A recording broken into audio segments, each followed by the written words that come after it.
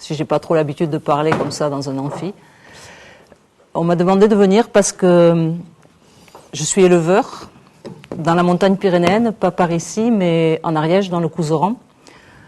Et j'ai écrit un livre sur l'ours, mais on va pas commencer sur l'ours tout de suite. On va commencer sur un thème qui est plus général. Moi, je vais vous parler de quelque chose qu'on a intitulé « Paysans et bergers pyrénéens, du fantasme à la réalité ».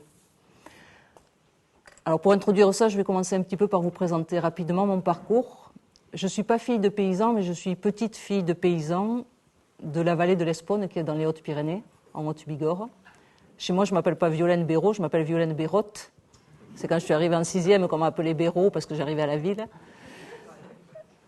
Et chez moi, donc, dans la famille Bérotte, mes grands-parents, qui étaient paysans et petits paysans pauvres de la montagne, ils rêvaient que leurs enfants sortent de ce métier de paysan qui était non pas honteux, mais trop misérable. Mes parents n'étaient pas paysans. Moi, depuis toute petite, j'ai rêvé d'être paysanne. Donc, j'ai vraiment rêvé, fantasmé, idéalisé ce métier-là de paysan, de berger, d'éleveur. Et on m'a dit, va en ville, fais des études, et ne fais pas ce métier-là, parce que c'est trop la misère. Parce que ce métier, en plus, je voulais le faire dans la montagne. Donc, j'ai écouté mon papa et ma maman. Je suis partie en ville, j'ai fait des études. Je suis informaticienne, ça n'a rien à voir. J'ai travaillé pendant 15 ans en ville.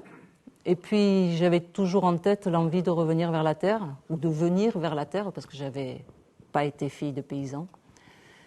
Et il y a 8 ans, avec mon compagnon d'alors, j'ai acheté une petite ferme en Ariège, sur laquelle on s'est installé avec des chevaux et des chèvres, et où on a fait du fromage de chèvre.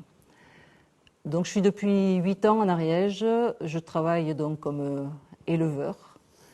Et mon rêve, mon idéal d'être paysanne, j'ai pu le tester, j'ai pu le vivre, et maintenant je suis dans la réalité de ce métier.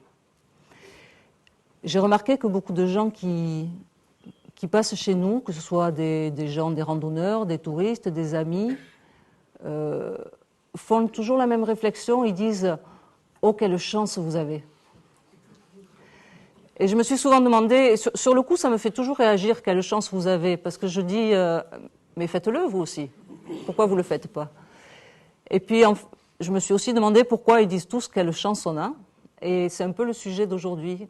Pourquoi on fantasme à ce point notre métier? Et en même temps, pourquoi on n'est pas plus nombreux à le faire? On n'est pas très nombreux dans la montagne.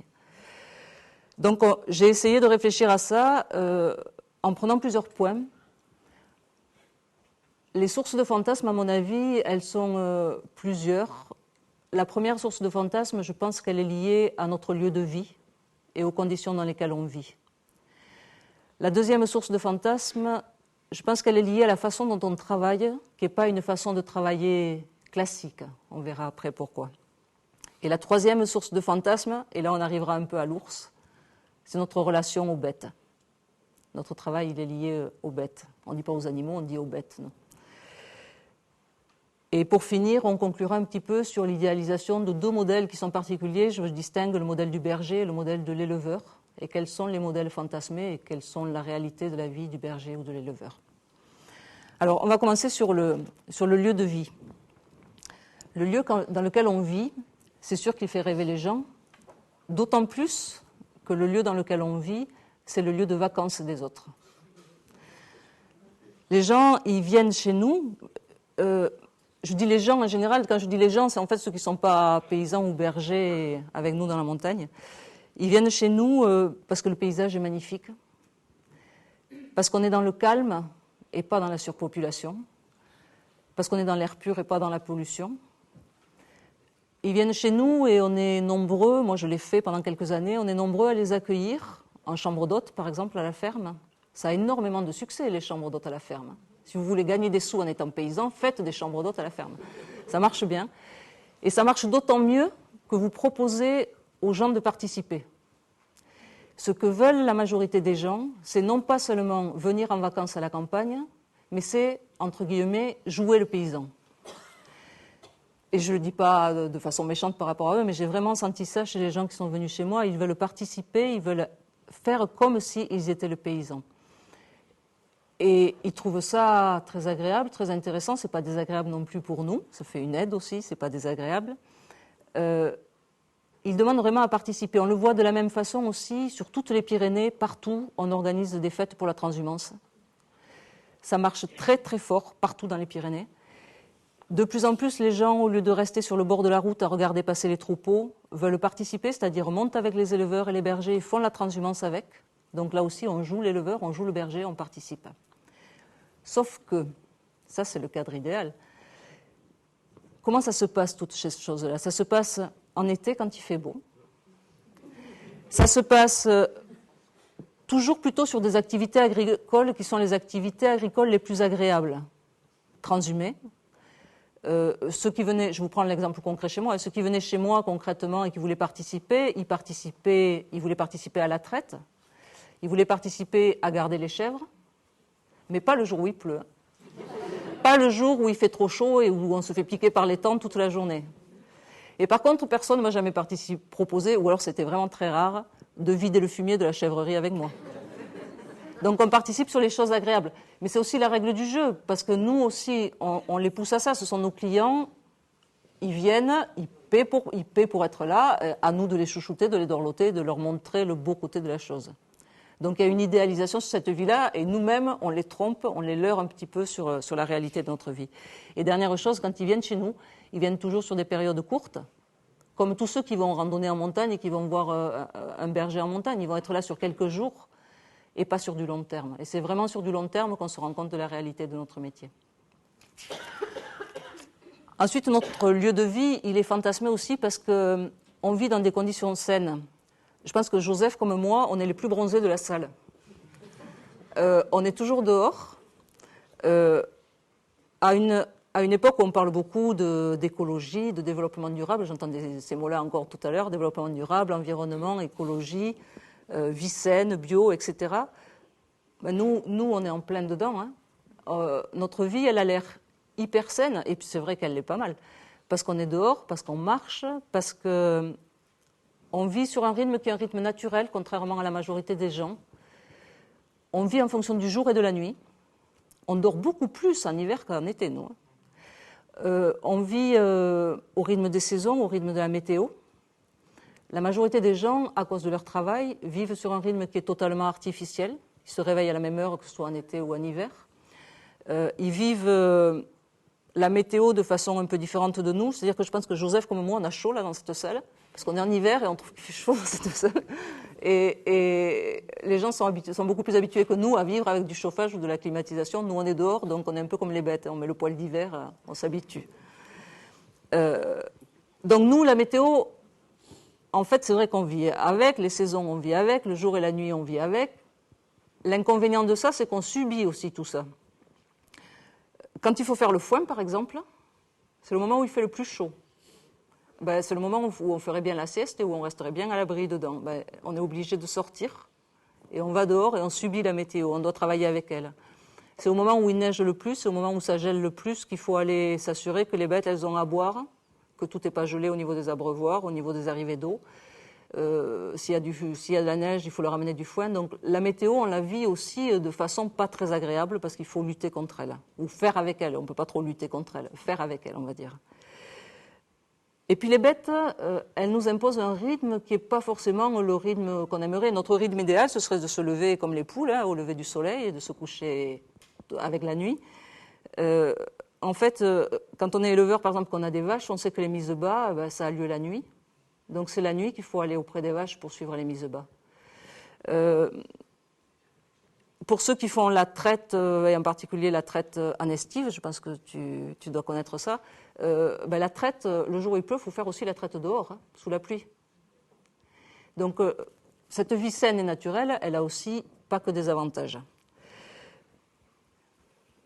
On peut penser aussi que dans cette vie saine, on est en très bonne forme physique. C'est vrai que les gens de la ville, de plus en plus, ils vont dans les salles de muscu, dans les salles de gym, ils vont faire des footings. J'ai rencontré tout à l'heure à Pau un vieux copain qui est journaliste et qui me connaissait il y a 15 ans. Il y a 15 ans, j'étais encore en informatique.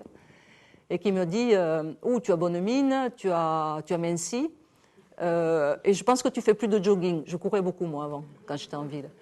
Ben, en ville, on a ce besoin-là, on est nombreux sans doute à avoir eu ce besoin-là, de se dépenser, de faire du sport. Nous, je pense qu'on n'a pas besoin d'aller faire des footings le soir. Mais du coup, donc c'est vrai que les gens peuvent idéaliser ça en disant c'est vraiment sain, c'est sain aussi pour votre corps, pour votre équilibre. Mais notre corps aussi, il prend des coups, hein. Il vieillit.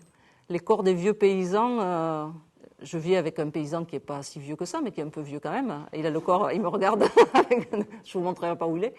Et ben, je peux vous dire que son corps, il a pris des coups quand même et qu'il est un peu abîmé au bout de 30 ans de cette vie-là. Donc le corps, il s'use aussi, hein. On a aussi l'impression qu'on n'est pas souvent malade, parce que les paysans, les bergers, les éleveurs, ils ne prennent pas beaucoup de congés maladie. Je pense qu'ils n'en prennent pas beaucoup aussi parce que c'est un métier qui est vraiment une vocation et que quand on est malade, on ne laisse pas facilement... D'abord, on pense à ses bêtes. Il faut y aller, il faut aller traire, il faut aller les nourrir. Et puis, on ne passe pas facilement la main à quelqu'un d'autre.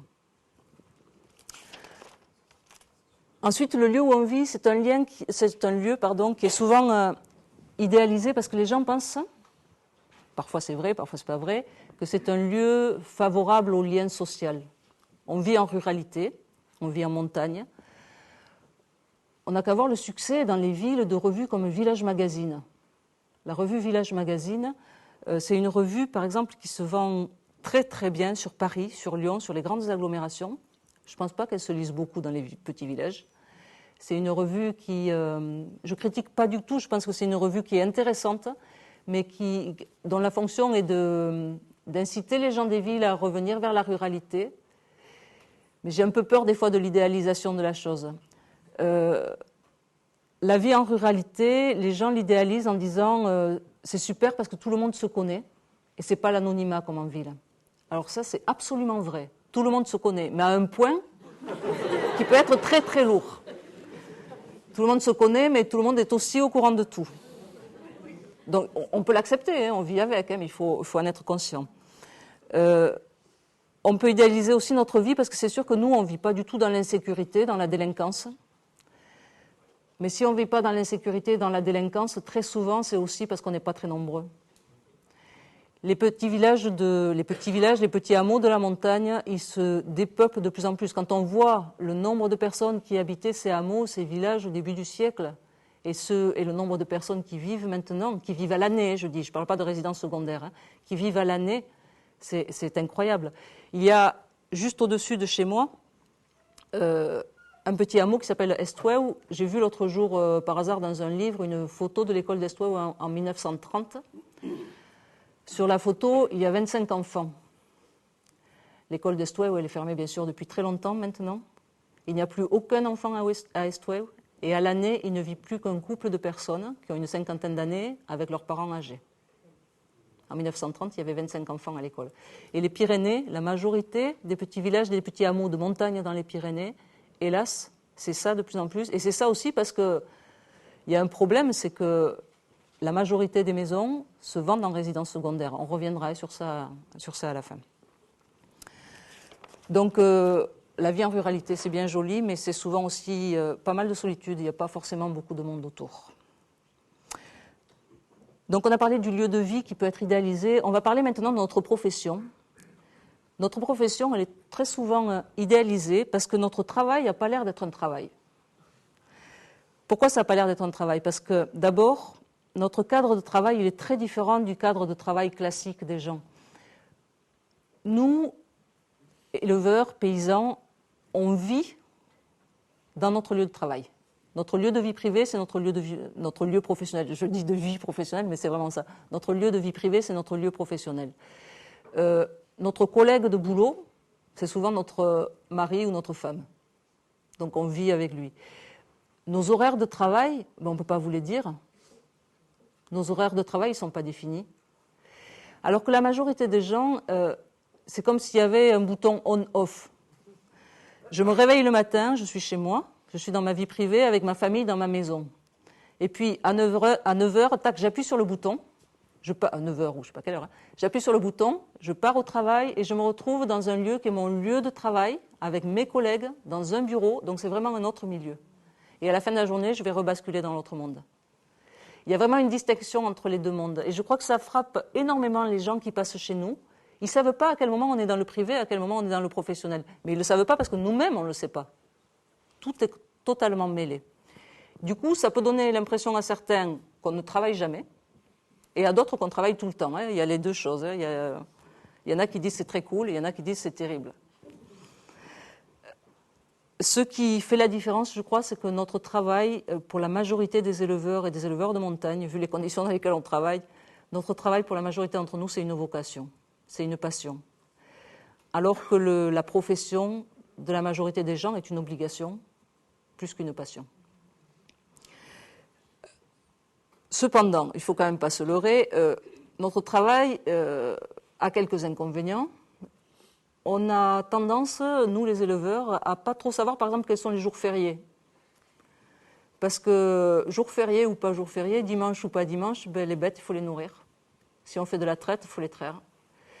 Donc c'est un travail de tous les jours. Je ne dis pas ça pour vous faire pleurer sur notre sort. Mais c'est vrai que c'est un travail de tous les jours. C'est vrai qu'on ne se fait pas remplacer facilement pour partir en vacances ou pour partir en week-end. Ce n'est pas facile pour nous. Donc c'est vraiment un choix de travail qui est un choix de vie. On ne fait pas beaucoup de grasses matinées, par exemple, dans nos boulots. Je disais on dort beaucoup en hiver, mais peut-être que les journées sont plus longues. Mais par exemple, pour ceux qui ont la traite, je reviens encore sur la traite le matin. La traite, moi, je n'ai pas de traite en hiver. J'ai des chèvres, ça ne se traite pas en hiver, les chèvres. Mais ceux qui ont de la traite en hiver, par exemple, eux, ils vont devoir se lever. Ceux qui ont des vaches, par exemple, à traire, ils vont devoir se lever. Et puis, on a des périodes de travail qui sont des périodes très, très intensives. L'été, par exemple, la période des foins. Alors, je vous parle d'une agriculture qui est vraiment une agriculture de montagne. Et là où je vis maintenant, moi je suis en montagne à 1200 mètres d'altitude, c'est pas mécanisable là où on est, ça veut dire qu'on fait tous les foins à la main et avec des chevaux, on travaille beaucoup avec des chevaux. La période des foins, par exemple, c'est une période très très intensive. Les journées déjà sont longues, en elles-mêmes, en été. Il fait chaud, donc c'est fatigant. Le foin, c'est très physique, le foin fait à la main, c'est vraiment très physique. À cela, il faut ajouter le quotidien. Si on a des bêtes à traire, il faut quand même les traire, même les jours où il y a le foin. Il faut quand même faire le fromage, même le jour où il y a le foin. Donc on a vraiment des périodes de travail qui sont aussi très lourdes, très intensives. Et dernier point sur ce travail qui est un petit peu particulier, très souvent, les gens qui passent chez nous ont l'impression qu'on vit un travail qui est sans stress. Ils disent, nous, dans notre travail en ville, pour ceux qui vivent en ville, on est dans le stress parce qu'on a un patron, on a peur du chômage, on a peur du licenciement, on nous demande d'avoir du rendement, d'avoir de la productivité, alors que vous n'avez pas de patron, vous avez l'air de prendre votre temps dans votre façon de travailler. Donc vous n'êtes pas stressé. On n'a peut-être pas l'air aussi d'être des gens stressés. Enfin, moi, il paraît que je suis un peu nerveuse, mais on n'a peut-être pas l'air d'être des gens stressés. Et en fait, il y a pourtant plusieurs causes de stress dans notre travail, mais des causes que les gens ne voient pas forcément. Des causes très diverses. L'une des premières causes de stress liées à notre travail, c'est la météo. On est totalement dépendant de la météo. À une époque où on parle beaucoup de réchauffement climatique, nous, le réchauffement climatique, on le prend en plein dedans. S'il n'y a plus d'eau, on ne peut plus avoir des bêtes. S'il ne pleut plus, l'herbe ne va pas pousser, on n'aura pas de foin. Si on a un été trop sec, on aura très peu de foin. Il suffit qu'il soit suivi aussi d'un automne sec. L'herbe ne repoussera pas à l'automne, donc on va commencer à entamer les petites réserves de foin qu'on a. Et il faudra passer tout l'hiver derrière. Avec quoi? Alors soit on a un peu d'argent et on peut acheter du foin, soit on est fichu, il faut vendre le troupeau, on ne s'en sort pas. La météo, c'est quand même quelque chose de très très important pour nous. C'est une des premières causes de stress. Autre cause de stress, pour ceux qui sont éleveurs ou bergers, c'est l'état du troupeau. Une bête qui est malade dans un troupeau, c'est beaucoup de temps passé avec elle pour la soigner. C'est éventuellement pas mal de frais aussi vétérinaires. Il n'y a pas de sécurité sociale pour les frais vétérinaires. On n'est pas remboursé sur les frais vétérinaires. Donc c'est aussi de l'argent investi sur des bêtes. C'est beaucoup d'énergie, beaucoup de temps passé, des nuits à passer à côté des bêtes, du temps passé à aller faire des allers-retours pour voir comment va cette bête. La maladie, ce n'est pas simple à gérer. Et je commence à peine un peu à parler de l'ours, on y reviendra plus tard. Les prédateurs, ce n'est pas simple non plus à vivre.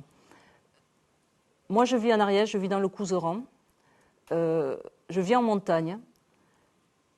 très près de là où ont été réintroduits les ours slovènes, qui ne sont pas restés sur la Haute-Garonne. Alors je mets à part l'ours franska qui depuis s'est fait tuer sur la route et qui était vraiment venu beaucoup plus vers les Hautes-Pyrénées et vers le début du Béarn.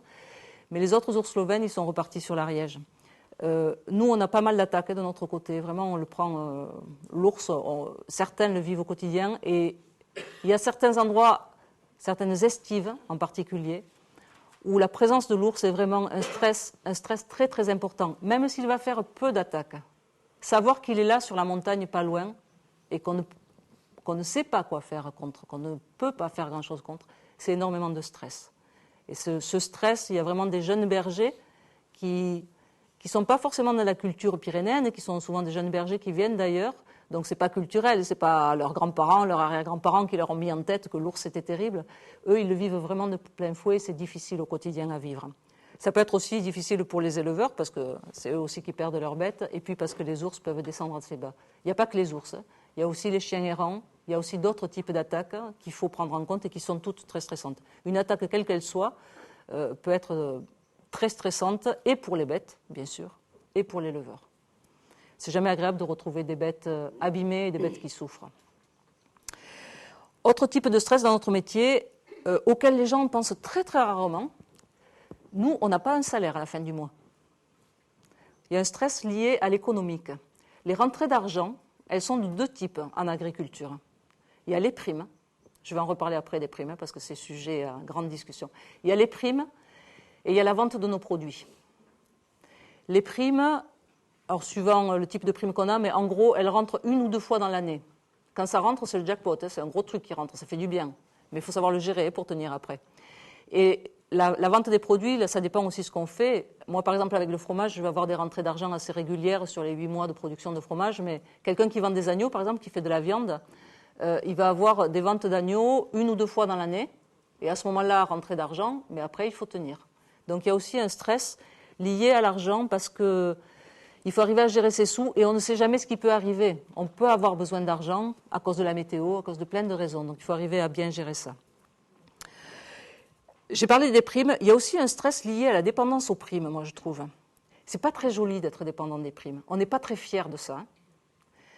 Les paysans, ils vous en parleront pas très facilement, des primes qui touchent. Parce que, pourquoi il y a des primes, très rapidement? Il y a des primes parce que les produits qu'on vend, en fait, ils sont vendus à bas prix, souvent. Et pour pallier le manque de valeur des produits vendus, on a inventé ce système de primes. Les primes, elles sont assez difficiles à assumer par les gens, parce que moralement, c'est pas très joli. Éthiquement, c'est pas très joli d'être payé comme ça, pas sur ce qu'on fait, mais juste sur le fait qu'on soit paysan. Et en même temps, si on les a pas, comment on fait pour vivre? Donc on est dépendant d'elles, et en même temps, on les aime pas beaucoup. Donc c'est une situation pas très agréable, et en plus, ça entraîne du stress pour deux choses. D'abord parce que c'est un peu incertain sur l'avenir, on ne sait pas trop ce qui se trame au niveau avenir pour nos primes agricoles. Et deuxièmement, c'est du stress pour beaucoup d'agriculteurs, mais alors vraiment pour beaucoup, parce que je ne vous dis pas la paperasse qu'il faut remplir pour avoir les primes. C'est des dossiers énormes, très complexes. L'administration nous offre des dossiers qui sont très très complexes à remplir. Donc il faut savoir aussi remplir ces dossiers, on passe pas mal de temps sur la paperasse. Et dernière cause de stress dans le travail de l'agriculteur, ça concerne les éleveurs qui commencent à prendre un petit peu d'âge. C'est l'approche de la retraite. La majorité des éleveurs qui approchent les 50-60 ans commencent à être très stressés sur l'avenir. Pourquoi? Parce qu'ils ont du mal à imaginer ce qu'ils vont devenir et ce que va devenir leur ferme. Je l'ai dit, l'éleveur, il vit sur son lieu de travail. Il vit avec ses bêtes. Son travail, c'est une vocation et son lieu de vie, c'est son lieu de vie professionnelle. S'il part en retraite, qu'est-ce qu'il fait? Il arrête de s'occuper des bêtes, il vend sa ferme pour un peu grossir sa retraite, et il va vivre où? Et en fait, on se rend compte que de plus en plus d'éleveurs qui seraient en âge de partir à la retraite ne partent pas à la retraite, d'où un problème pour dégager de la place pour ceux qui voudraient reprendre derrière aussi. Ne partent pas à la retraite parce que c'est impossible pour eux l'idée de quitter la ferme, de quitter le lieu de vie. Il y a vraiment du gros stress autour de ça. Parlez avec quelques éleveurs qui ont autour de 60 ans, vous allez voir que c'est un gros souci pour eux. troisième point sur lequel je voulais venir dans l'idéalisation de notre vie d'éleveur ou de paysan, c'est la relation aux bêtes. On a une vie, donc je parle vraiment de l'éleveur ou du berger, on a une vie qui est une vie dans laquelle on est en permanence avec les bêtes. On renvoie de ça dans notre société une image totalement idyllique. Moi, je n'ai pas la télé, mais j'ai vu par hasard l'autre jour chez quelqu'un qui avait la télé une pub pour le fromage Osso Irati. C'est superbe.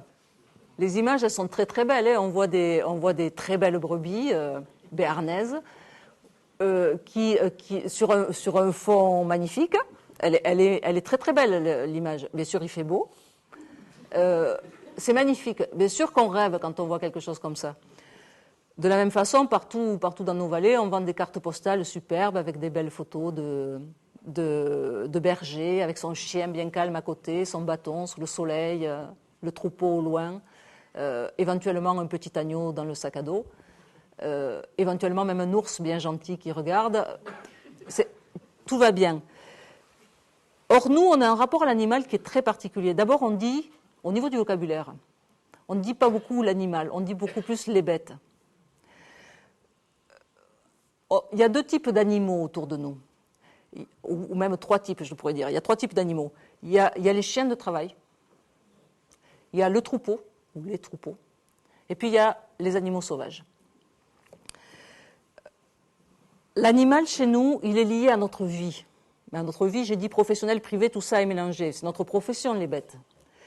Alors que l'animal, pour la majorité des gens, c'est lié à la vie privée.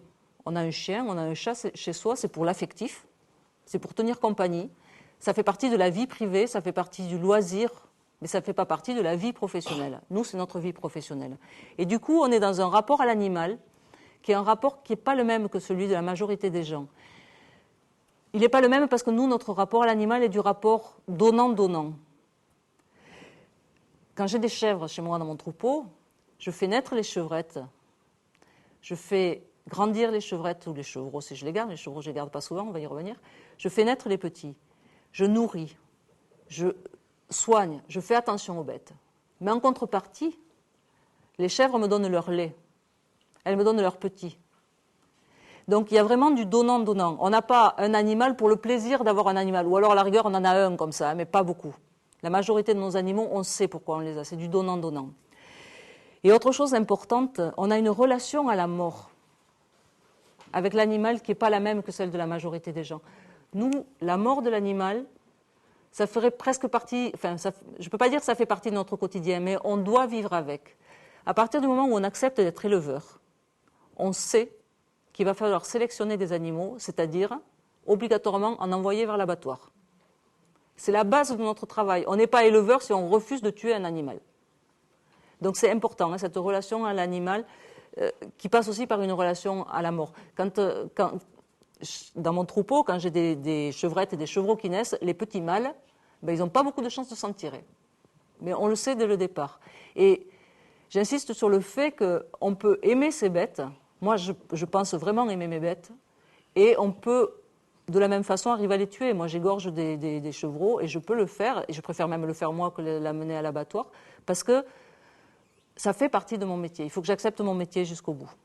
Après, je respecte totalement les gens qui vont être végétariens, par exemple, et qui vont décider de ne pas manger de viande. Je respecte tout à fait ça. Par contre, je respecte beaucoup moins les gens qui mangent de la viande et qui vont acheter de la viande dégueulasse parce qu'ils vont dire « Oh non, non, je ne veux surtout pas acheter ton chevreau parce que je connais tes chèvres. » Non, ça, c'est pas logique. Si on mange de la viande, on assume. Il faut savoir d'où vient cette viande et on assume son choix. Alors juste pour finir sur la relation aux bêtes, je vous signale, pour ceux que ça intéresse, je crois qu'il est sociologue. Monsieur va peut-être le savoir mieux que moi. Il y a un monsieur qui est directeur de recherche au CNRS et qui s'appelle Jean-Pierre Digard, qui a écrit beaucoup sur la relation de l'homme contemporain avec l'animal. Et en très bref, il dit que l'homme, le citadin surtout, le citadin est dans un sentiment de culpabilité vis-à-vis de la planète, que lui, Jean-Pierre Digard, appelle l'animalitaire, comme on appellerait l'humanitaire, l'animalitaire. Et ce sentiment de culpabilité lui viendrait du fait qu'il vit en ville, l'homme citadin vit en ville, il pollue, il est dans un monde totalement artificiel, et du coup, il idéalise complètement le monde animal. Alors d'un côté, il y a deux types, dans le monde animal, il fait deux distinctions. Jean-Pierre Digard, il dit d'un côté, il y a l'animal qu'on a dans la famille, le chien, le chat, qui prend la place d'un enfant de la famille, carrément. Et puis de l'autre côté, il y a l'animal sauvage, qui est complètement porté au pinacle. Ça a été, en ville, on l'a énormément senti dans le problème de la réintroduction de l'ours. L'animal sauvage est porté au pinacle parce que il représente quelque chose de vierge de l'homme, complètement sauvage, idéalisé. Donc on porte le sauvage au nu, comme pour se déculpabiliser de vivre en ville dans quelque chose qui est totalement artificiel. Donc c'est Jean-Pierre Digard, c'est assez intéressant à lire.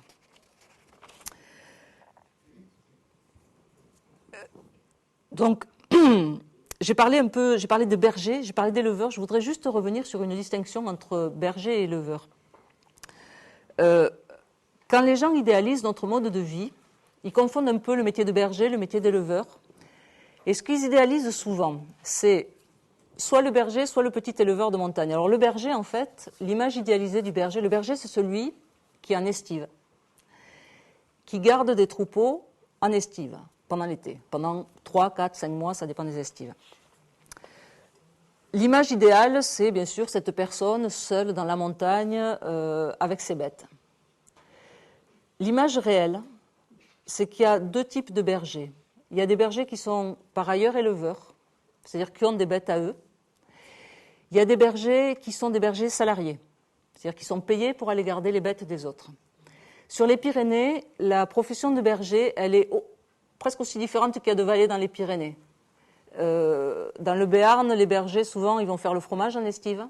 Donc, ils vont avoir un troupeau de brebis, éventuellement quelques vaches aussi. Tu me coupes si je dis des bêtises.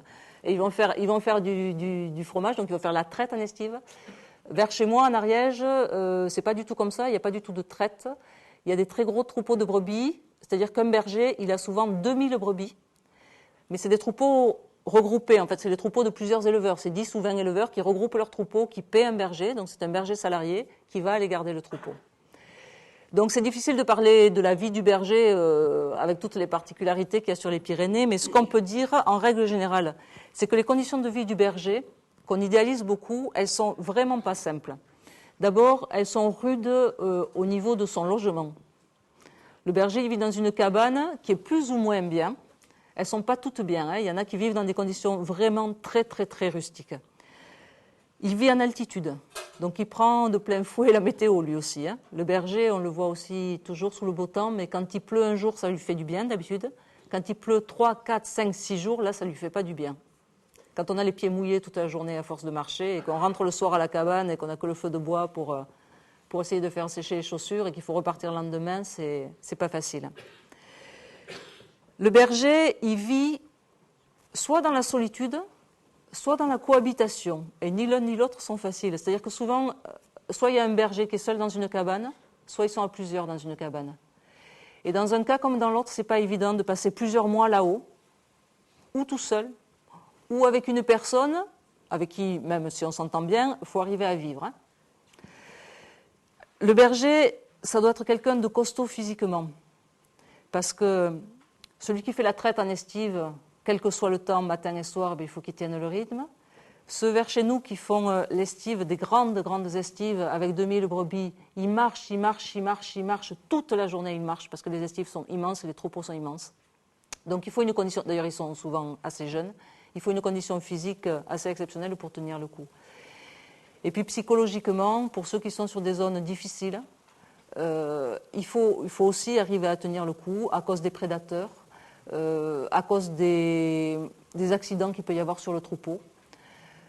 Et à tout ça, psychologiquement, peuvent s'ajouter en plus d'autres choses, style, pour les bergers salariés, des éleveurs qui sont des patrons pas forcément sympathiques, une administration qui peut être parfois très lourde, puisqu'on a entendu le cas de bergers qui étaient sur des territoires où l'administration, que ce soit un parc, c'était pas dans les Pyrénées, que ce soit un parc national ou d'autres administrations leur disaient alors il faut que tu fasses d'abord packager à tel endroit, puis à tel endroit, puis à tel endroit.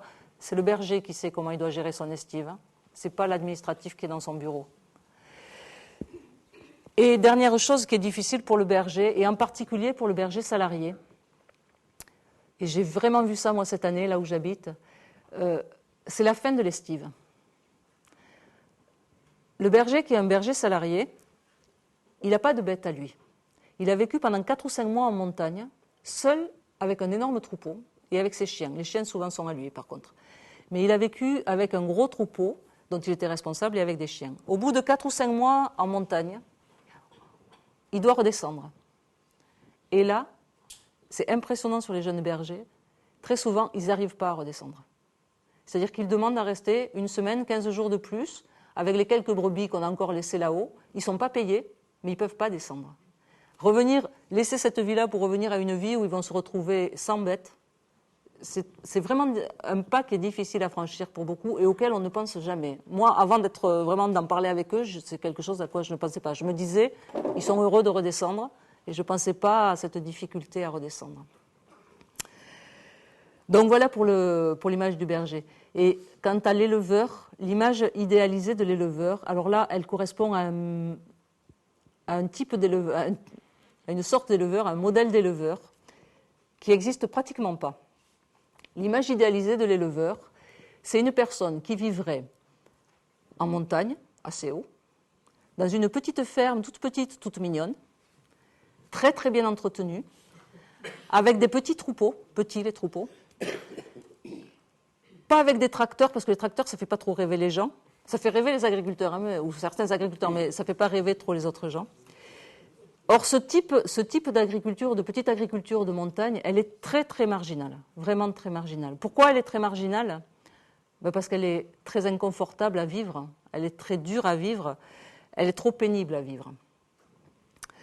Et du coup, et pourquoi aussi, pourquoi surtout ? C'est parce que, toujours à cause du problème des primes, on touche des primes à l'hectare à travailler. On touche des primes à l'hectare, donc ça nous pousse à grossir. Ça ne nous pousse pas à entretenir la montagne. Ça ne nous pousse pas à être nombreux à vivre là-haut en montagne avec des parcelles bien entretenues comme autrefois. Ça nous pousse plutôt à grossir. Et du coup, on tombe sur une aberration totale, et je vais finir sur ça, sur une contradiction qui est que, actuellement dans les Pyrénées, je suis persuadée qu'il y a beaucoup de gens, beaucoup de jeunes, qui ont la volonté de venir s'installer comme éleveurs ou comme bergers dans la montagne. Il y en a beaucoup qui veulent le faire, il y en a beaucoup qui ont de l'énergie pour ça. Il y a de la place pour ça. Il y a sur la planète beaucoup de problèmes, de réserves de pétrole, de surconsommation qu'on pourrait sans doute un peu résoudre par une petite agriculture de montagne en produisant nos produits, en ne grossissant pas tout toujours, en ne consommant pas tout. Seulement, en face de nous, il y a un blocage total. Il y a un blocage à plusieurs niveaux.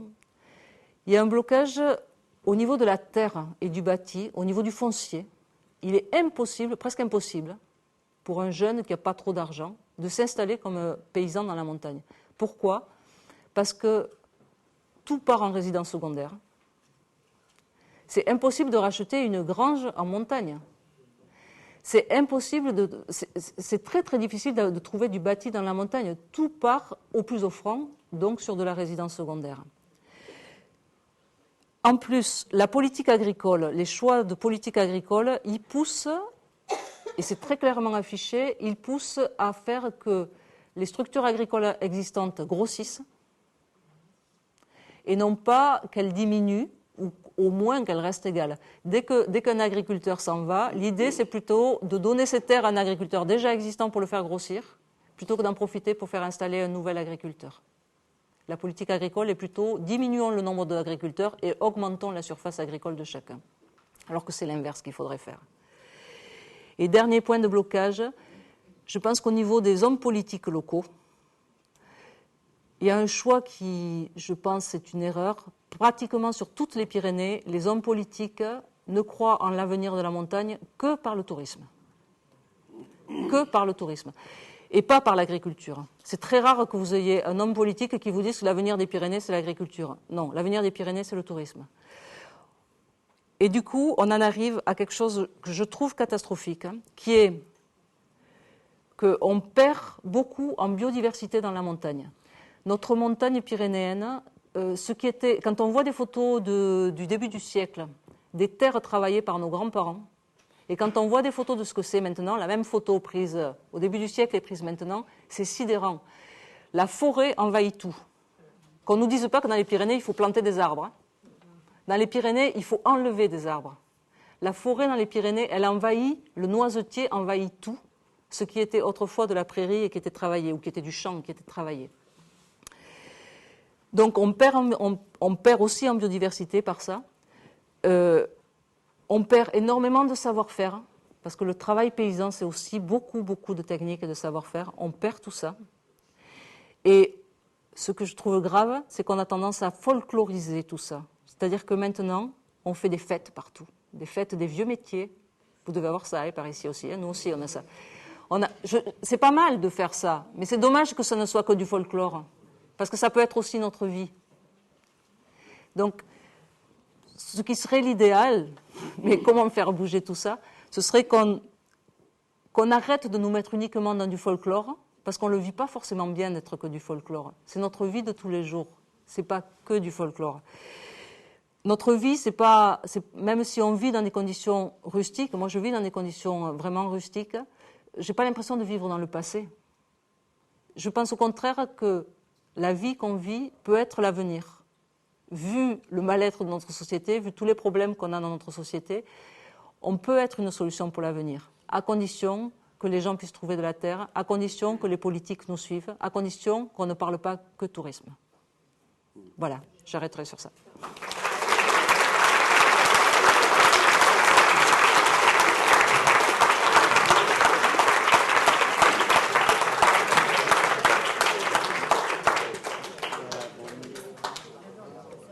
Bon, merci beaucoup. Oui. Ce que vous avez dit, il y a des choses qui sont pénibles, effectivement, dans ce métier, mais il y a aussi, je dirais, des choses qui sont quand même tout à fait exaltantes. Le fait, par exemple, de suivre les rythmes naturels. Bon. Et je ne sais pas si certains d'entre vous ont vu, peut-être, je crois que c'était avant-hier soir, une émission, je crois que c'était Envoyé spécial, une émission de ce genre, où il y avait tous les hommes d'affaires qui s'en allaient à la City, enfin, qui traversaient le Channel, et puis qui allaient donc dans ces grands halls dans lesquels les traders donc faisaient les opérations. On avait l'impression qu'on avait affaire à des animaux en batterie. Hein. Moi, j'étais sidéré. Et alors, juste après, ils ont interviewé des étudiants de Paris-Dauphine, et qui avait comme vocation justement d'embrasser ce type de profession. C'était terrible, terrifiant. Je veux dire, un avenir comme celui-ci était terrible, quoi. Donc, moi, je suis très très content d'avoir ce témoignage-là. Bon, qu'on va poursuivre avec Joseph Parois, qui va nous parler donc de son expérience, donc lui de berger sur le plateau du Bénou, et après on va entamer la discussion. Mais vous avez bien déjà entamé la discussion lorsque vous avez parlé du tourisme, effectivement, de la façon. On pourrait aussi conserver les bergers et les éleveurs pour la fonction touristique qu'ils pourraient occuper, effectivement, et nous déguiser régulièrement, je crois, en Béarnais au mois de juillet pour l'arrivée des gens de la ville, quoi. Voilà. Voilà, non, alors vous gardez le micro là, voilà, comme ça.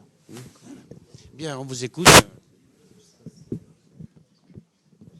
Je vais peut-être prendre le micro, moi, par contre, parce que... Non, ce micro ne va pas pour la salle, il va uniquement pour les gens qui sont en dehors de chez nous. Voilà. Vous le prenez sur la...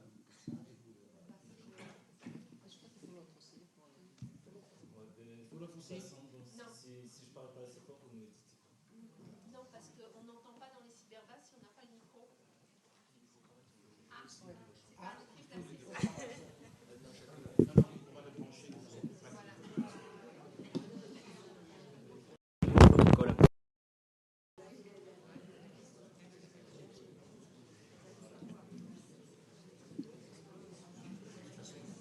Voilà. Aussi très proche pour la salle. Ouais.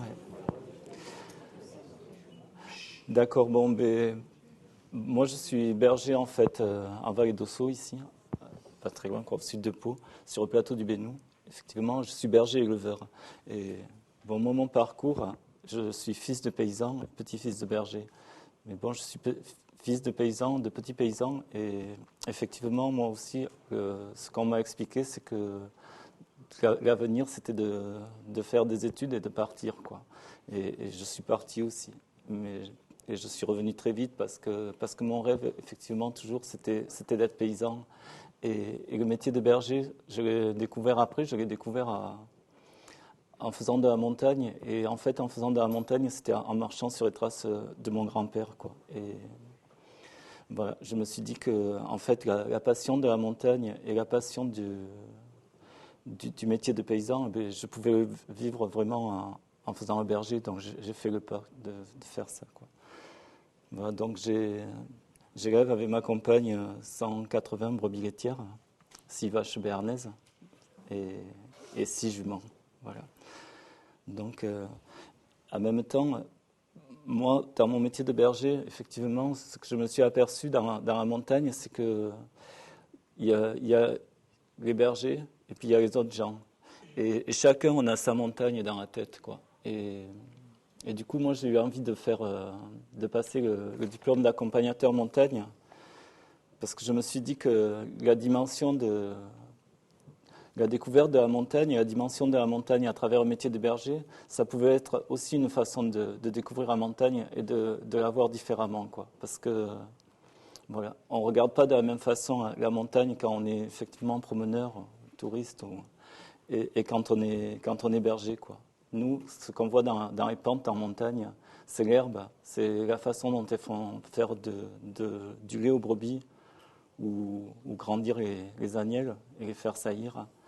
Et les gens, ils voient les fleurs et la beauté de la montagne, quoi.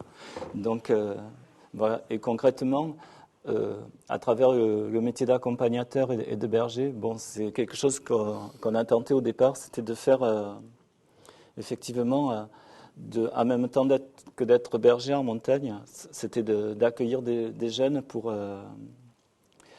effectivement leur faire découvrir la montagne à travers le métier de berger. Et bon, je crois que c'était quelque chose de passionnant et de très riche.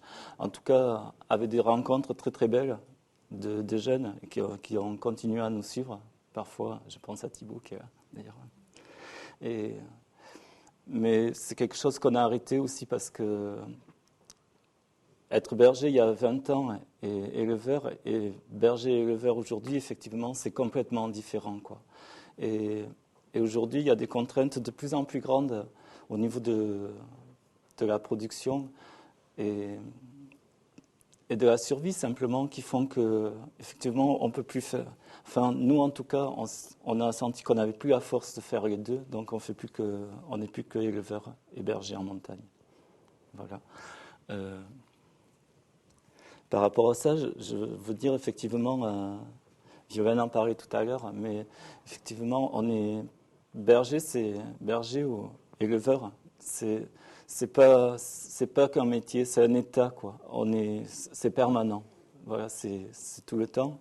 Et nos revendications salariales, pour nous en tout cas, c'est gagner assez d'argent pour continuer à faire ça et essayer d'élever nos enfants, quoi, de façon à peu près décente et de vivre aussi à peu près décemment. Voilà. Bon, j'ai rien préparé, donc je suis un peu. Mais. Je pense qu'il y a plein de questions ici qu'on va avancer. Moi, j'en ai à vous poser rapidement. Bon, je vais continuer quand même par rapport à. Bon, moi, ce qui m'a amené effectivement au métier de berger, c'est vrai que c'était le rêve toujours d'être paysan et ensuite de vivre ce rêve, quoi. Et je me dis qu'effectivement, il y a beaucoup de gens qui rêvent d'être berger. Et moi, je crois que c'est aussi quand même une chance, quoi. Parce que je vois à travers... on a mis en place ici, dans les Pyrénées-Atlantiques, avec Etchari, et maintenant c'est avec le lycée d'Oloron, un centre, une formation de berger vacher pluriactif, où effectivement des jeunes rêvent et viennent confronter leurs rêves à la réalité du métier de berger. Et bon, comme ça, au départ, on pouvait se dire que déjà, il n'y aurait pas beaucoup de monde qui ferait ça. Et aujourd'hui, effectivement, il y a beaucoup de jeunes qui arrivent de cette façon-là, qui arrivent au métier. Et moi, je trouve qu'ils amènent quand même un souffle nouveau, quoi. Je vois qu'en Vallée d'Ossau, par exemple, il y a 2 filles actuellement qui ont fait leur formation de berger vacher, qui sont devenues bergères l'été et qui maintenant pensent à s'installer. Et en même temps, avec elles, on a monté un service d'entraide et de remplacement au niveau de la vallée d'Ossau et d'Aspe. Et ces gens-là qui arrivent comme ça, bien, ils amènent un sacré souffle nouveau et puis une façon de revivre la solidarité qui n'existait plus depuis très longtemps, quoi, et qui maintenant à nouveau est possible, quoi, à travers ça, quoi. Le problème, c'est que, et vous avez dû entendre ces jours-ci dans les informations, quoi, l'actualité du département, c'est l'arrestation de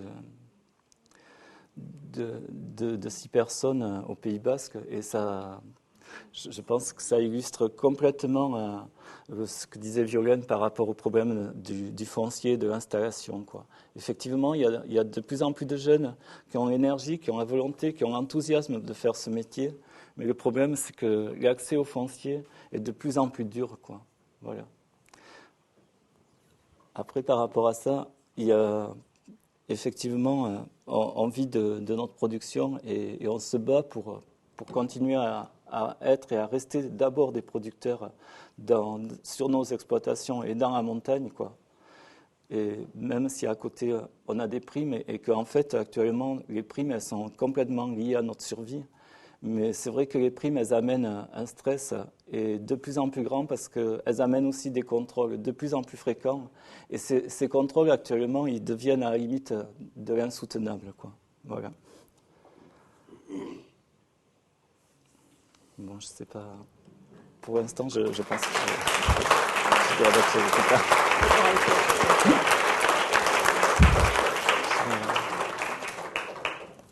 Oui, moi je voudrais rebondir rapidement là, sur ce que vous venez de dire à propos de... Vous avez dit une chose qui est chacun a sa montagne dans la tête. Ah oui, pardon. Oui, je voulais dire simplement, je reprends une de vos phrases là. Chacun a sa montagne dans la tête. Et c'est vrai que quand vous dites j'ai envie de faire découvrir un pays ou un paysage, c'est beaucoup plus que ça. Je veux dire, c'est à la limite, c'est apprendre à lire un paysage, beaucoup plus, c'est ouvrir un monde carrément, quoi. Hein. Et ça me rappelle une conférence qu'avait donnée ici Renaud de Belfond. Je ne sais pas si vous vous rappelez. Cette conférence s'appelait l'invention des sommets ou l'invention du sommet, qui était précisément la façon dont d'autres personnes envisageaient la montagne, c'est-à-dire des montagnes à gravir, à grimper, et non pas à arpenter. Il y a des façons, finalement, d'arpenter les montagnes qui sont différentes, suivant qu'on veut les vaincre ou alors qu'on veut y habiter. Je crois qu'il y a aussi ça qui est dans ce que vous avez dit, quoi. Bon. Et puis, à la fin, vous avez parlé justement de ces fameuses primes, hein, qui, à la limite, peuvent être culpabilisantes, enfin bon, mais également des contrôles qui sont associés. Est-ce que, bon, en quoi ils consistent? Est-ce qu'ils sont fréquents? Parce que c'est aussi enfin, c'est aussi ajouté au stress, ça, j'imagine, non? Par rapport au contrôle, si j'en parlais, c'est parce que c'est une actualité qui est de plus en plus pressante depuis 2-3 ans maintenant. Et qu'effectivement, aujourd'hui, dès qu'un agneau ou un chevreau qui naît, il faut déjà lui mettre 2 médailles le premier jour. Et s'il y a quelqu'un qui passe... Parce que, par exemple, vous êtes simplement vous êtes inscrit dans une démarche de label ou comme ça, et qu'ils trouvent un agneau auquel ils ne sont pas capables d'associer la mère parce que vous avez pas oublié de mettre la médaille tout de suite, et bien de suite, c'est les primes qui sont en jeu, quoi. On peut très bien, pour une chose comme ça, perdre une partie des primes. Et effectivement, aujourd'hui, on sait très bien que notre revenu, aujourd'hui, c'est ça qui est un peu triste, c'est que notre revenu, c'est les primes, quoi. Et la production, ça sert à faire vivre l'exploitation, mais nous, on vit avec les primes, quoi. Enfin, c'est notre cas à nous. Pourtant, on est sur une production. On fait du fromage tous les deux. qui se vend bien le fromage. Hein. Ouais, qui se vend bien. Ouais, on est sur une production plutôt de haut de gamme, quoi. Et voilà. Mais pourtant, on en est là quand même, quoi. Je sais pas. Alors, il y a sûrement des questions dans la salle, ici ou là. Oui.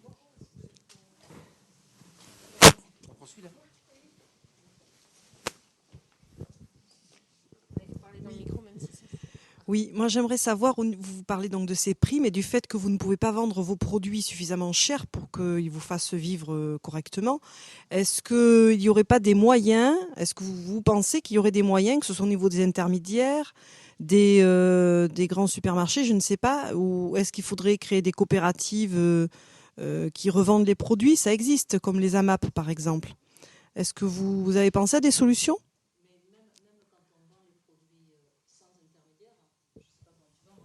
Sans intermédiaire. Même quand on vend sans intermédiaire, on vend tout sans intermédiaire. On ne s'en sortirait pas uniquement avec la vente des produits. Même quand on vend sans intermédiaire. Ouais, effectivement, nous, si on vend tout en vente directe, et c'est pas simple quand même. Je sais qu'il y a une question aussi d'une cyberbase, c'était par rapport aux indemnités, aux bêtes tuées par l'ours par exemple, et les indemnités. Donc voilà. Les indemnités pour les bêtes tuées par l'ours, il y a des tableaux et on peut les trouver, il suffit d'aller sur le site du ministère de l'écologie, on peut récupérer ces tableaux avec les indemnités. Les indemnités, elles correspondent, alors ça dépend de l'espèce animale, ça dépend si c'est mâle, femelle, l'âge, etc. C'est bien payé, oui. Moi je dis c'est bien payé, c'est absolument bien payé. Par contre, c'est pas forcément celle-là que nous on aurait tué si on avait dû abattre. Et puis c'est bien tué, c'est bien payé. C'est bien payé à condition qu'on ait retrouvé la trace de la bête, à condition que l'expert ait bien montré que la bête été tuée par l'ours. Enfin, il y a plein de conditions quand même. Hein. Par rapport à l'ours, alors moi je voulais dire quelque chose parce que bon, je suis catalogué, je fais partie plutôt des gens qu'on appelle pro-ours ici. Ça veut rien dire, mais bon, voilà, j'en parle quand même parce que je sens que bon voilà, ce que je voudrais dire, c'est que ce qui est dommage, c'est que le ministère de l'écologie déjà et peut-être pas tout seul, mais en tout cas eux déjà avec ce souci de maintenir des ours dans les Pyrénées, ils aient pris les Pyrénées comme une entité simplement, comme quelque chose d'unique, quoi. Alors qu'il y avait deux démarches. Il y avait en Béarn des ours pyrénéens qui restaient, et on était beaucoup ici en Béarn, et on est encore beaucoup à penser que la cohabitation, effectivement, en système, les deux brebis et traite en montagne, à condition de se battre pour maintenir des gens en montagne, pour qu'effectivement le fromage, faire du fromage en montagne, ce soit une activité qui puisse continuer à faire vivre des gens, et bien la cohabitation a été possible, quoi. Et ici, en Béarn, depuis 15 ans, il y a une démarche qui avait été insufflée, qui était à travers l'institution patrimoniale du Haut-Béarn, qui était une démarche de concertation autour de ça. Et où on se disait, effectivement, peut-être que le problème de cohabitation, eh bien, c'était peut-être aussi une façon de se dire à travers ça, à travers les discussions qui pouvaient émaner autour de ça, qui pouvaient émerger, et bien peut-être on était en train d'inventer notre avenir de berger et notre avenir aussi de montagnard dans les vallées béarnaises, quoi. Voilà. Et le problème, c'est que ça a été complètement ignoré depuis une dizaine d'années, puisque on a réintroduit des ours en Pyrénées centrales et puis dernièrement dans les Hautes-Pyrénées, en Ariège, en ignorant complètement la démarche qui se faisait ici et en introduisant d'autres démarches qui venaient frontalement avec la nôtre ici, quoi. Et du coup, voilà. Moi, je crois que ici en Béarn, je pense, parce que j'ai envie de parler. Et ensuite, donc je parle de Berne. Et ensuite, je sais que si on peut vivre avec les ours, c'est d'abord pas en faisant l'économie d'une réflexion sur les gens qui sont dans la montagne, qui y vivent, dans quelles conditions ils y vivent et quel avenir ils ont dans cette montagne, quoi. La première des choses à faire, c'était ça, quoi. Et ici, je crois qu'on avait commencé ça. Et on avait avancé beaucoup, quoi. Parce que au début des années 90, il y avait beaucoup de bergers qui ne croyaient pas à cette démarche-là. Et au milieu des années 90, les bergers commençaient à dire, l'ours, c'est aussi notre histoire. Ça fait partie de notre culture et ça a peut-être quelque part forgé notre identité. Donc, on veut bien essayer de continuer à discuter de ça, quoi. Et là, depuis 2 ans, on est revenu 20 ans en arrière, quoi. On est revenu 20 ans en arrière parce qu'on n'a pas écouté les gens. On a ignoré ce qui se faisait ici en particulier, quoi. Voilà, je voulais simplement dire ça, mais... Joël.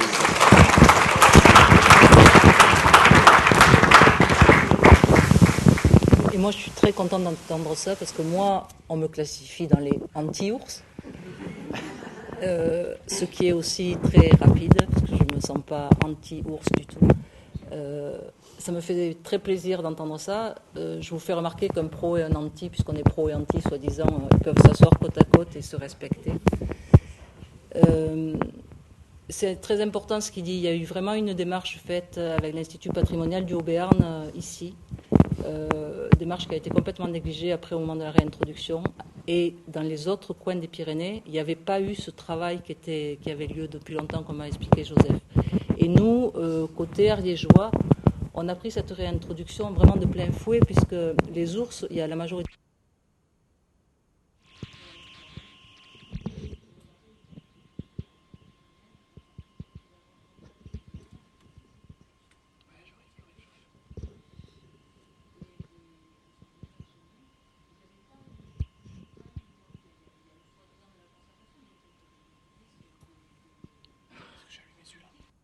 Réunion, mais avec les gens vraiment de la montagne, avec les éleveurs.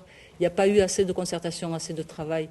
Joseph, il disait, il y a des années et des années de travail qui avaient été faits dans le Béarn pour commencer à faire bouger un peu les mentalités, pour que les bergers, pour que les éleveurs acceptent de reconnaître que l'ours était un patrimoine culturel, on pourrait dire.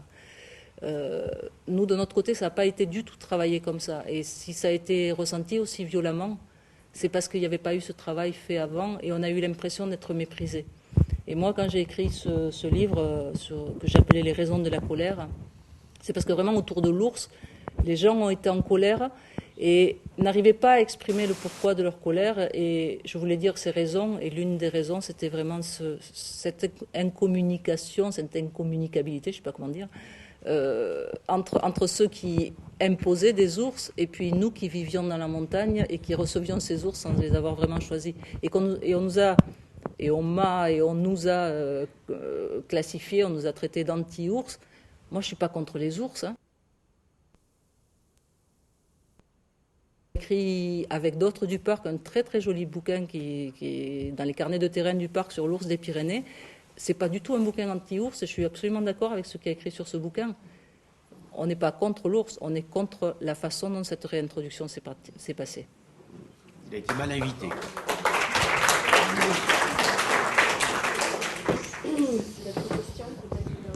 D'autres questions?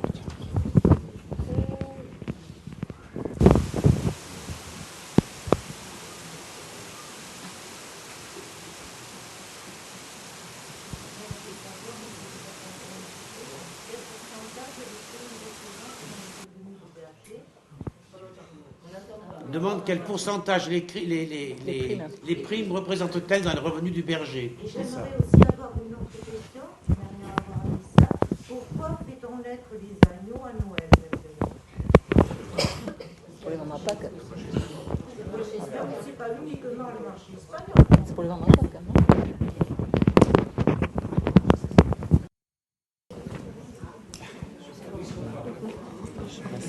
Mais en même temps, je pose une autre de la cyberbase parce que ça revient, c'est toujours très pragmatique.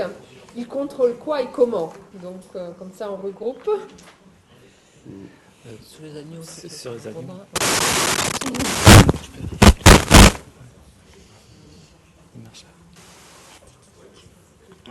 D'accord, merci. Alors, par rapport à la naissance des agneaux, simplement, effectivement, autrefois, les agneaux, ils naissaient plutôt au printemps, mais il y a maintenant longtemps, il y a plus de 30 ans maintenant que les agneaux naissent à l'automne. Et bon, c'est un problème de marché des agneaux, effectivement, parce qu'il faut savoir qu'on vend, par exemple, les agneaux au mois de novembre, décembre, ils se vendent autour de... Bon, je vais parler en francs, je suis désolé. Autour de 30 francs. Et maintenant, actuellement, ils sont à 13, quoi. Donc ça, c'est un problème, simplement. Là aussi, le problème, c'est que de plus en plus, les gens, effectivement, ils font leur production de lait de brebis plutôt l'hiver et le printemps. Et pendant un temps, c'était de moins en moins l'été. Maintenant, ça reprend recroire au fait qu'on peut faire du lait en montagne et on peut faire du fromage en montagne. Donc, peut-être on est beaucoup à retarder un petit peu, quoi. Mais on retarde pas quand même jusqu'au mois de mars. On retarde décembre, janvier. Voilà. Mais en faisant comme ça, effectivement, ça nous permet de faire plus de lait avec l'herbe du printemps et l'herbe de la montagne l'été. Mais en même temps, on perd gros sur les agneaux, quoi. Voilà. Donc, où est l'équilibre? Je sais pas. Voilà, par rapport à ça. Et sur les primes, alors, bon, je sais pas. Pour nous, je pense qu'effectivement, j'ai dit que c'était notre revenu à peu près. Et j'ai compris qu'une étude a été faite sur tout le massif pyrénéen et que c'était aussi la moyenne des primes était équivalente à la moyenne des revenus des exploitants. Mais par contre, ce que je vais dire, c'est qu'il faut pas croire que les primes, c'est quelque chose de spécifique à la montagne, parce que j'ai entendu l'autre jour un céréalier du Gers, les primes, lui, c'était 5-6 fois son revenu, quoi. Il disait même que c'était trop, quoi. Voilà. Donc, c'était beaucoup plus important, quoi. Voilà. Proportionnellement, c'est quand même nous qui en touchons le moins.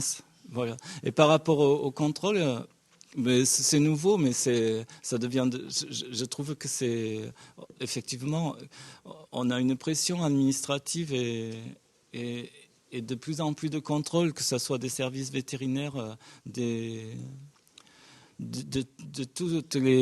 tous les contrôles qui sont inhérents aux chartes de qualité ou comme ça, et de la DDA aussi, qui deviennent très très lourds, quoi, parce qu'on a l'impression effectivement d'être en permanence des suspects, quoi. Enfin, moi je le vis comme ça, et ce que je vois, c'est qu'il y a de plus en plus d'éleveurs qui le vivent comme ça, et enfin chez nous en tout cas, sur nos productions, c'est beaucoup ça, quoi, et ça donne une ambiance très bizarre dans nos montagnes ou campagnes aussi.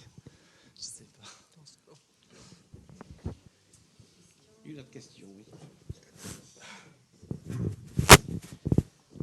Oui, je voulais juste faire une remarque à deux niveaux, au niveau des primes. Je vous félicite tous les deux pour l'émotion que vous nous procurez ce soir. Je dis pas qui je suis, vaut mieux pas. Je veux juste dire que je suis un montagnard au Salois, qui travaille un peu dans le pastoralisme depuis une vingtaine d'années, et je suis content ce soir parce que je trouvais que il y avait trop peu de témoignages de cette qualité et de cette nature, c'est-à-dire de cette tout simplement authenticité. Donc je veux apporter mon témoignage sur l'aspect prime. Je veux juste rajouter à ce que vous avez dit, qui est une justification tout à fait exacte, mais c'est qu'après la guerre, il a été décidé au niveau international, c'est pour ça qu'on a des primes agricoles encore aujourd'hui, que les produits alimentaires, qui sont des produits de première nécessité, devaient être mis à disposition de toute la population d'une nation, mais pas au prix coûtant, parce que nul n'aurait pu la payer ou que les riches. Et donc il s'agissait de contrebalancer ce que pouvaient acheter, les plus pauvres de notre pays. Seulement le régime de prime après a complètement dérapé. Et c'est ça qui nous entraîne dans une culpabilité aujourd'hui. Et c'est pour ça que je voulais le dire. Et la deuxième chose qui me paraît extrêmement importante, c'est que aujourd'hui, les primes représentent la totalité du revenu. Ça, il n'y a pas de doute. et pour des éleveurs qui ont, comme vous, un produit à forte valeur ajoutée qui n'est pas sur le marché international. Parce que vous avez de la chance avec le produit fromage, c'est de ne pas être comme les agneaux, par exemple, sur des cours mondiaux. Si vous aviez le marché sur les cours mondiaux, ça serait la cata.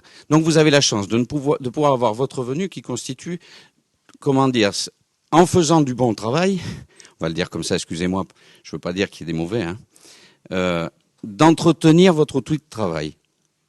Mais ce qu'il faut savoir derrière, c'est que beaucoup, les primes aussi, payent les charges de structure, etc.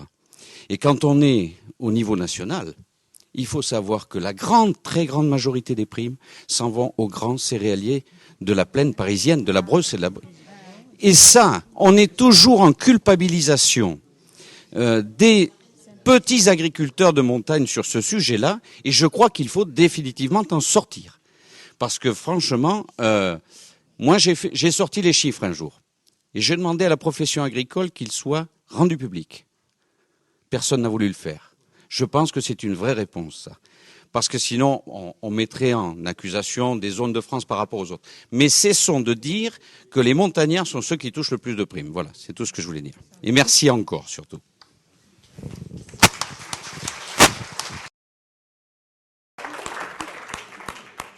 C'est vrai que moi, du coup, je rajoute sur vous, mais c'est vrai, je trouve que depuis 8 ans que je travaille ici, c'est une des plus jolies confs à laquelle j'ai participé, parce que je crois que les